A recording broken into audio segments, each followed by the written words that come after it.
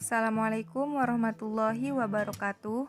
Tugas ini kami buat untuk memenuhi ujian tengah semester Psikologi Pendidikan yang diampu oleh Ibu Yulia Hairina SPSI MPSI dan Ibu Mahdina Fadila MPSI Psikolog. Di sini kami akan membahas tentang anak dengan problem perkembangan dari kelompok 4 yang beranggotakan Arafah, Ahmad Rizal Kautsari, Aulia Mutia Supardi, Ayu Lavenia, Hayatun Nafizah, Khofifah Nur Hasanah MG, Nur Hafizah AA, Latifah Hilaliyah, Nur Syifa Nadia, Sayyid Muhammad Fadil Firdaus, dan Siti Salwa. Perkembangan anak mengacu pada perubahan biologis, psikologis, dan emosional yang terjadi pada manusia antara kelahiran dan akhir masa remaja. Sebagai individu berlangsung dari ketergantungan untuk meningkatkan otonomi. Ini adalah proses yang berkesinambungan dengan urutan diprediksi belum memiliki kursus yang unik untuk setiap anak. Itu tidak berkembang pada tingkat yang sama dan setiap tahap dipengaruhi oleh jenis sebelumnya perkembangan.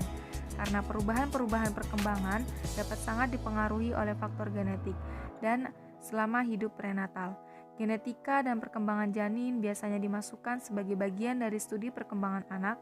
Istilah terkait termasuk psikologi perkembangan mengacu pada perkembangan di seluruh umur dan pediatri, cabang kedokteran yang berhubungan dengan perawatan anak-anak.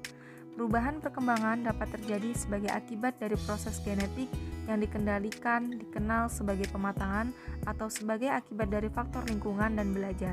Tetapi paling sering melibatkan interaksi antara keduanya. Hal ini juga dapat terjadi sebagai akibat dari sifat manusia dan kemampuan kita untuk belajar dari lingkungan kita. Tahap perkembangan remaja ini memiliki tugas perkembangan yang harus diselesaikan agar anak dapat masuk pada tahap dewasa. Masa remaja merupakan masa perkembangan transisi antara masa anak dan masa dewasa yang mencakup aspek kognitif, sosial atau emosional, dan moral. Sebagian besar remaja berhasil melewati masa transisi dari masa anak atau remaja ke masa dewasa, namun banyak juga remaja yang tidak memperoleh cukup kesempatan dan dukungan untuk menjadi orang dewasa yang kompeten. Keberhasilan dan kegagalan remaja dalam melewati masa transisi ini tidak lepas dari masalah-masalah dalam perkembangan yang dihadapi oleh anak atau remaja. Dalam bagian ini akan dijelaskan problem dalam perkembangan anak secara kognitif, moral, sosial, dan kepribadian. 1. Autism Spectrum Disorder atau ASD. Sebuah istilah untuk memayungi berbagai gangguan yang terkait perkembangan otak dan saraf anak, yang mana Autism Spectrum Disorder ini memiliki gangguan perkembangan pada otak dan saraf atau neurologis, dapat memengaruhi kemampuan anak dalam berinteraksi, bersosialisasi, berperilaku, dan berkomunikasi secara verbal maupun non-verbal, seiring ia bertumbuh besar. Kondisi yang termasuk dalam spektrum ini antara lain autisme, sindrom Asperger, sindrom Heller, dan gangguan perkembangan pervasif atau PPB-NOS. Disebut sebagai spektrum karena kelainan ini memiliki banyak variasi jenis penyakit, perwujudan gejala, dan tingkat keparahan kondisi yang berbeda-beda pada setiap orang. Gangguan keterampilan berkomunikasi anak dengan GSA juga cenderung memiliki keterampilan berkomunikasi yang terhambat ketimbang anak-anak lain sepantaran. Satu studi bahkan mengungkapkan sekitar 40% anak dengan kondisi ini tidak berbicara sama sekali tapi tidak bisu. Adapun masalah komunikasi yang sering dihadapi anak dengan Autism Spectrum Disorder antara lain sering mengulang kata atau frasa berulang-ulang saat berbicara atau ekolalia, kadang menjawab sesuatu yang tidak sesuai dengan pertanyaan yang diajukan.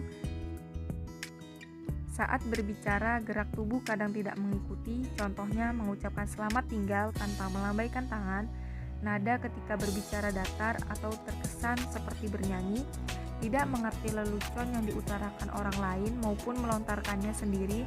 Alih-alih menjawab pertanyaan, anak kerap kali mengulang pertanyaan yang diajukan orang lain. Tidak bisa memahami gerakan, bahasa tubuh, dan nada suara, cenderung berbicara bahasa mengenai sesuatu yang mereka sukai ketimbang mengimbangi percakapan dengan orang lain, sering berdiri atau berhadapan terlalu dekat dengan seseorang yang mengajaknya berbicara. Gejala lain yang mungkin terjadi, selain kemampuan berkomunikasi dan sosial yang kurang baik, anak dengan autism spectrum disorder juga menunjukkan gejala lainnya, seperti hiperaktif atau sangat aktif dan kadang bertindak tanpa berpikir panjang atau impulsif, mudah marah dan kadang melakukan hal yang bisa melukai diri sendiri, sangat sensitif dengan berbagai hal seperti bau, suara, atau rasa yang dianggap normal oleh orang lain. Kadang memiliki kebiasaan makan yang tidak biasa, yakni makan tembok, rambut, atau tanah. Tidak takut pada hal-hal yang membahayakan atau sangat takut pada hal yang tidak berbahaya. Faktor lingkungan dicurigai berperan dalam fungsi dan perkembangan gen, tapi apa pastinya faktor eksternal tersebut belum diketahui pasti.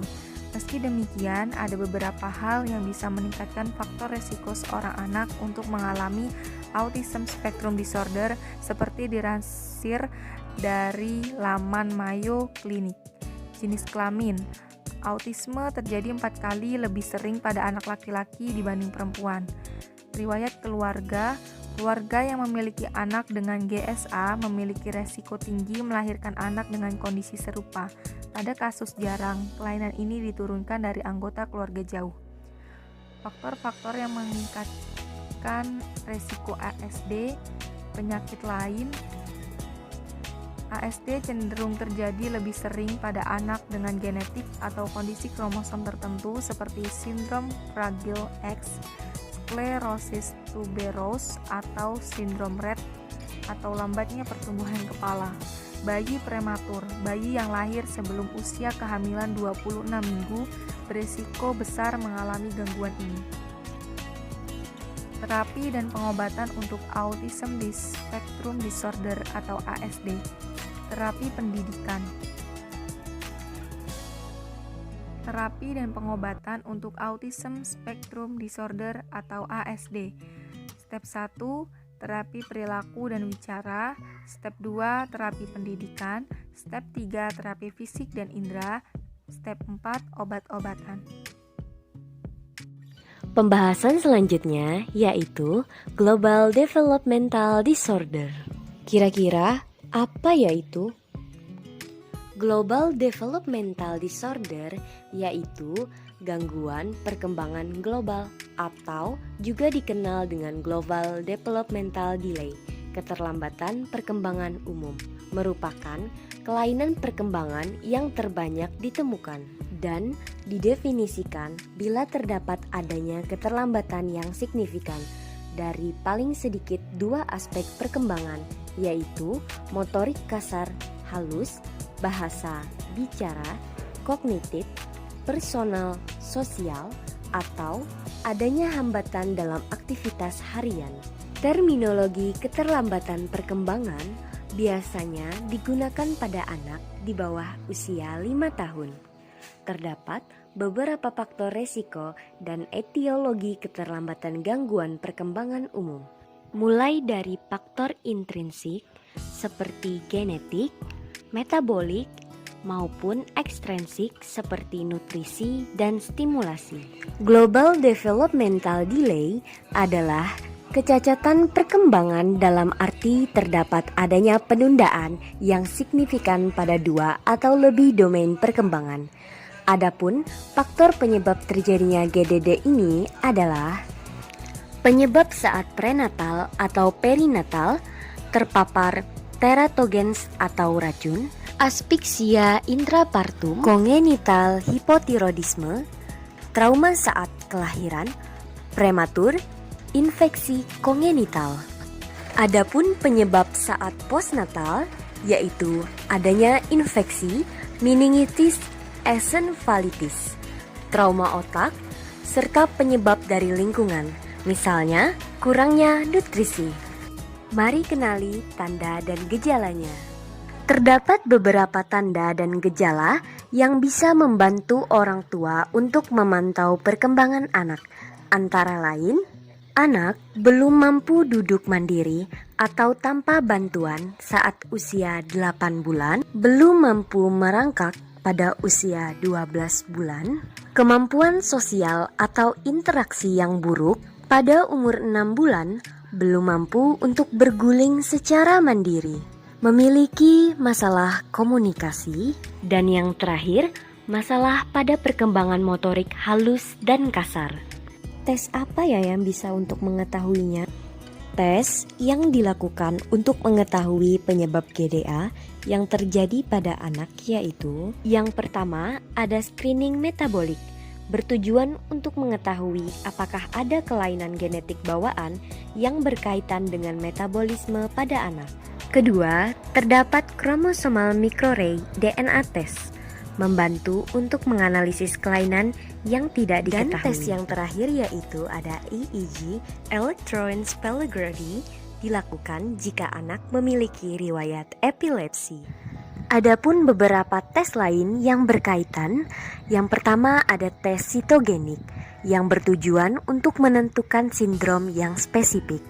Kemudian ada tes pendengaran dan penglihatan, tes untuk infeksi TORCH, tes sindrom Fragile X, tes sindrom Rett, dan yang terakhir adalah screening tiroid. Tips untuk orang tua. Tahap pertama, luangkan waktu ekstra untuk bonding dan merespon anak. Tahap kedua, gunakan bahasa sederhana yang dapat dipahami anak saat berkomunikasi. Kemudian tahap ketiga, beri anak waktu ekstra untuk belajar dan berlatih keterampilan baru.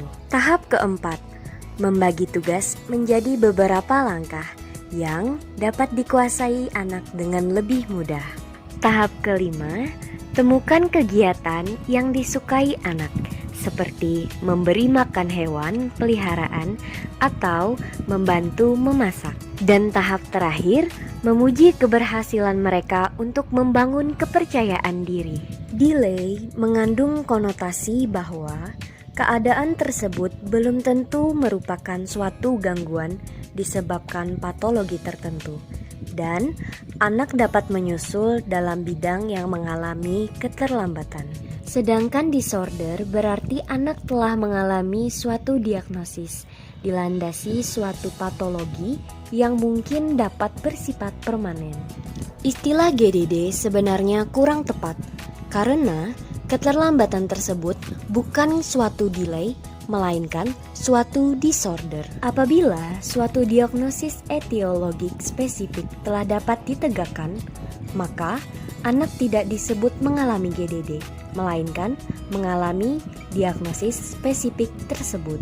Artinya, istilah GDD hanya digunakan untuk anak berumur kurang dari 5 tahun. Itulah tadi pemaparan kami dari kelompok 4. Terima kasih telah menonton video kami. Semoga dapat memberi manfaat. Cukup sampai di sini. Wassalamualaikum warahmatullahi wabarakatuh.